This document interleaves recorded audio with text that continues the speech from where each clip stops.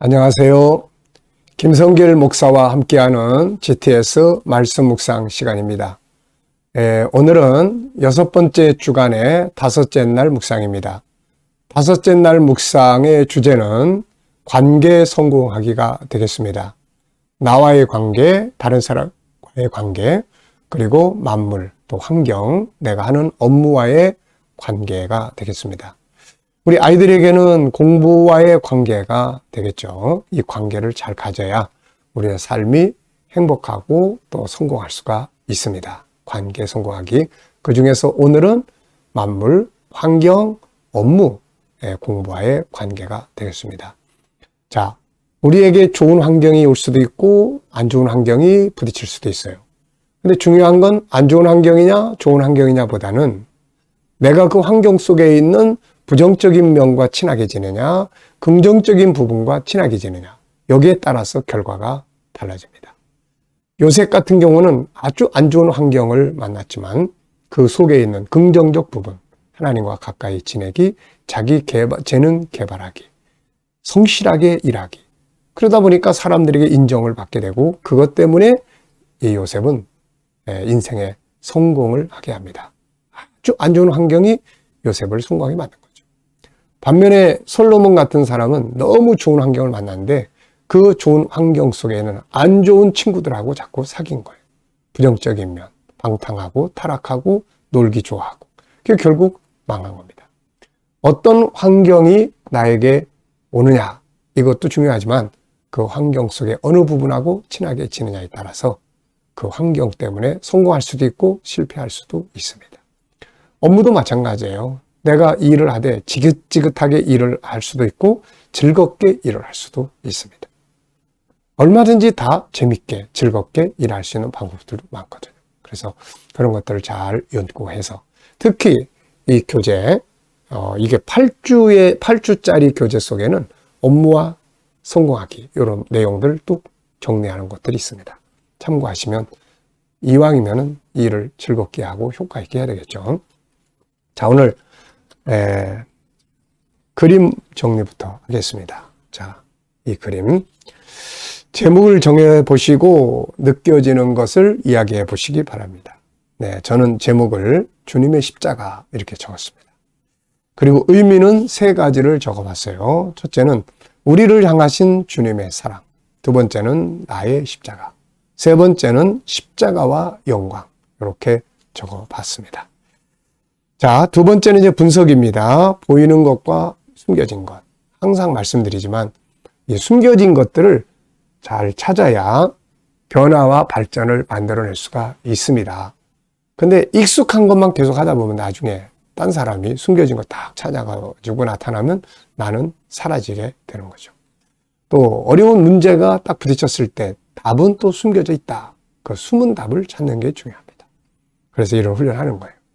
자, 먼저 눈에 보이는 것은 주님의 십자가, 그 다음 십자가 지고 가시는 예수님, 그리고 하늘, 구름, 또 검은 언덕, 그리고 여기 탁 솟아있는 이거는 사람의 모습 같기도 하고 그렇습니다.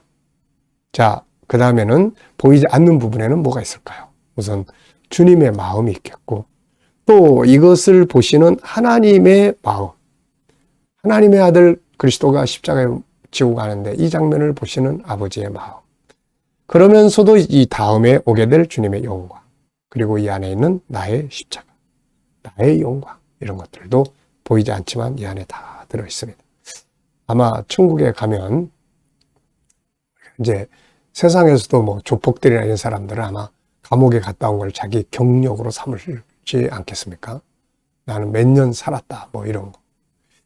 그게 그 사람의 그 세계에서의 어떻게 보면 뭐 이제 영광이라고 할까요? 좀 그렇지만은 그래도 그런 것들이 자기 힘이 되기도 하고 하죠.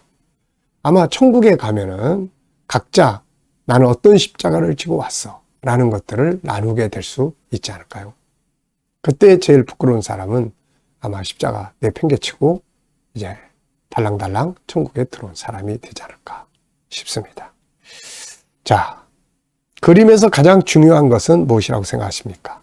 저는 각자의 십자가에 대한 이야기, 각자의 십자가가 있다. 우리 모든 사람은 자기가 져야 될 십자가가 있다 하는 것을 적어봤고요. 네 번째는 연상법입니다. 자, 이 말씀을, 이 그림을 보시면서 떠오르는 성경 구절이나 사건이나 사람이나 장소나 이런 거 적어보시면 됩니다. 저는 성경을 우선 몇 구절 적었어요. 요한복음 19장 17절. 예수님이 자기의 십자가를 지시고 골고다로 가셨다는 것. 두 번째는 마태복음 16장 24절에 예수님께서 나를 따라오려거든 자기 십자가를 지고 나를 따르라 하신 말씀. 네, 주님도 자기 십자가를 지고 가셨거든요. 그러니까 우리도 다 우리 각자가 져야 될 십자가를 지고 가는 겁니다. 그 다음에는 이제 계시록 21장 24절에 자기 십자가를 지고 간 사람이 결국 자기 영광을 얻게 되는 거죠. 자, 그리고 이제 예루살렘에 다큐멘터리 찍으러 갔을 때 그 예루살렘 안에, 성 안에 그 예수님의 십자가의 길이 있습니다. 사람들이, 순례자들이 다 그 길을 가면서 곳곳에 예수님이 쓰러지셨던 곳, 물을 마셨던 곳, 뭐 이러면서 정리하는 장소, 그게 생각이 납니다. 자, 다섯 번째입니다. 상상력 키우기예요. 이 그림을 가운데 두시고 앞에는 어떤 그림을 그리면 좋을까요? 또 뒤에는 어떤 그림을 그리면 좋겠습니까? 전 앞에는 겟세마네 동산에서 피땀 흘려 기도하시는 주님의 모습. 그 기도의 힘이 바로 이 십자가를 잘 지고 가셨던 거죠. 그래서 우리가 십자가가 좀 힘들다 하는 분들은 그만큼의 기도가 필요합니다. 그러면 기도의 힘이 우리를 능력 있게 하시고 십자가를 잘 지고 갈 수가 있는 거죠. 자, 그 다음 단계는 이제 예수님에게 부활과 영광이 있잖아요. 십자가 지고 가신 결과, 부활과 영광. 자, 질문. 미래를 어떻게 살고 싶은가요? 그렇다면 지금 무엇을 해야 할까요? 오늘도 한 번쯤 생각하고 지나가시기 바랍니다. 자, 본문 말씀을 오늘도 읽어보죠. 363. 에베소서 5장 22절로 33절입니다. 아내들이여 자기 남편에게 복종하기를 주께 하듯 하라. 이는 남편이 아내의 머리됨이 그리스도께서 교회의 머리됨과 같음이니 그가 바로 몸의 구주시니라. 그러므로 교회가 그리스도에게 하듯 아내들도 범사에 자기 남편에게 복종할지니라. 남편들아, 아내 사랑하기를 그리스도께서 교회를 사랑하시고 그 교회를 위하여 자신을 주신 같이 하라. 이는 곧 물로 씻어 말씀으로 깨끗하게 하사 거룩하게 하시고 자기 앞에 영광스러운 교회로 세우사 티나 주름 잡힌 것이나 이런 것들이 없이 거룩하고 흠이 없게 하려 하십니다. 이와 같이 남편들로 자기 아내 사랑하기를 자기 자신과 같이 할지니 자기 아내를 사랑하는 자는 자기를 사랑하는 것이라. 누구든지 언제나 자기 육체를 미워하지 않고 오직 양육하여 보호하기를 그리스도께서 교회에게 함과 같이 하나니 우리는 그 몸의 지체입니다. 그러므로 사람이 부모를 떠나 그의 아내와 합하여 그 둘이 한 육체가 될지니 이 비밀이 크도다. 나는 그리스도와 교회에 대하여 말하노라. 그러나 너희도 각각 자기 아내 사랑하기를 자신같이 하고 아내도 자기 남편을 존경하라. 아멘. 자, 어제 감사한 일, 또 오늘 감사한 일들 쭉 적어보시기 바랍니다. 어제 하루를 지내시면서 감사한 것들이 뭔지 한번 생각해 보시고 적어보시고요. 또 오늘 하루를 시작하면서 감사한 일들 적어보시기 바랍니다.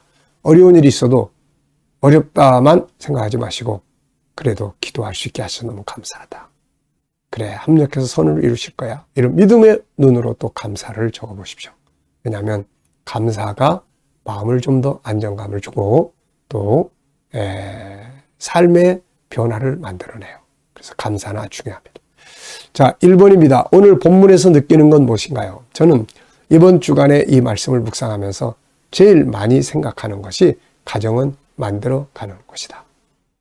결혼 생활 오래 해보면서 결국 느끼는 건 이거예요. 아, 가정은 만들어가는 것이구나. 만들어진, 완성된 것이 아니고 만들어가는 것이구나. 그래서 생각하는 것이 정원이에요, 정원.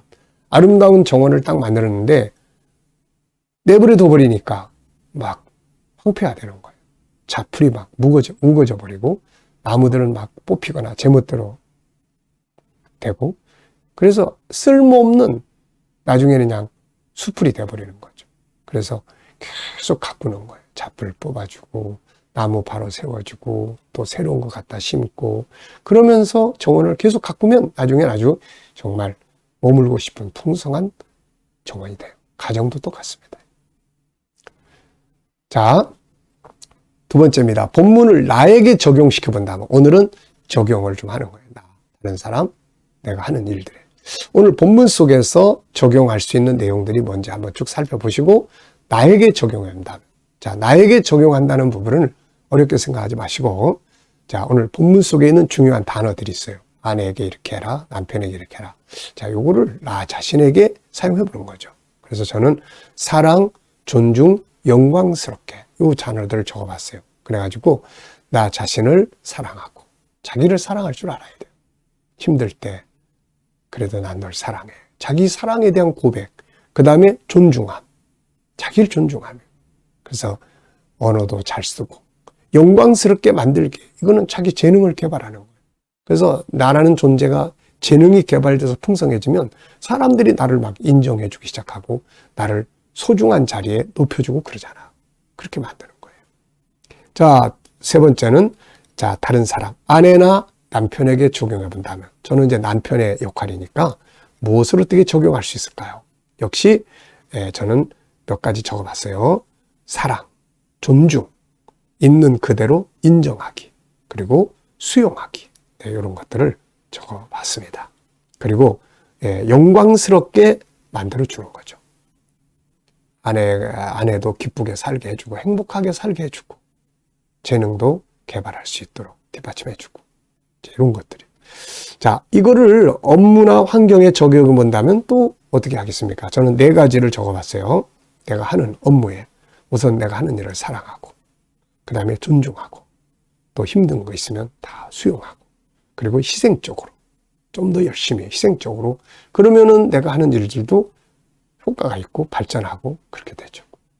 질문 만들겠습니다. 자, 질문이 있어야 답을 찾고 질문이 있어야 변화와 발전을 가져온다는 거예요. 자, 오늘 본문은 28절로 30절에서 질문 만들어 봅니다. 이와 같이 남편들도 자기 아내 사랑하기를 자기 자신과 같이 할지니 자기 아내를 사랑하는 자는 자기를 사랑하는 것이라.